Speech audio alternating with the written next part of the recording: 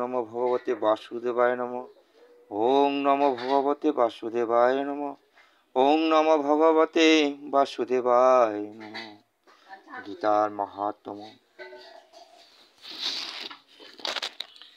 গীতে আচ্যব মাহাত্ম্যং যথাগত সুতম এব পুরা নারায়ণ ক্ষেত্রে ব্যাসিং মুনি ন দিতম।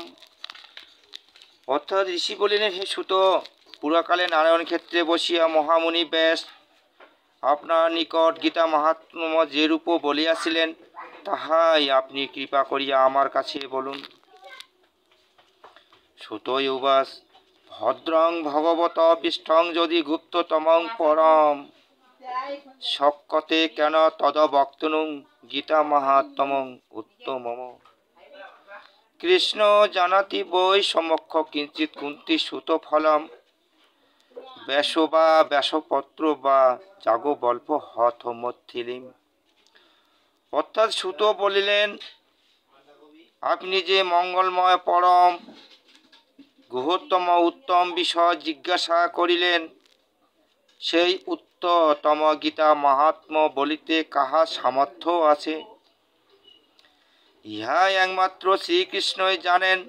ইহাই অর্জুন, ব্যাসদেব, সুখদেব, যাজ্ঞবল্প ও মিথিলারাজ জনক ঋষিও কিছু কিছু জানেন।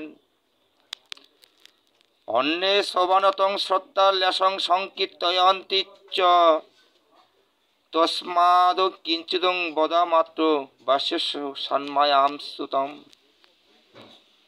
সর্বোপনিষদ গাভো দুগ্ধ গোপাল নন্দন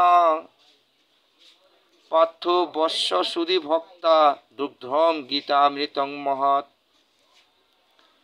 সারথ্যমজ্জনং সাধ্যৌ কুর্বাণং গীতামৃতং দদৌ লোকত্রয় উপকারায় তস্मै কৃষ্ণ আত্মনে নমঃ। সংসার সাগরং ঘোরং তথ্যমিচ্ছতি যো নরা গীতানাবাং সমাসাধ্যং পারং জাতি সুখেনং স।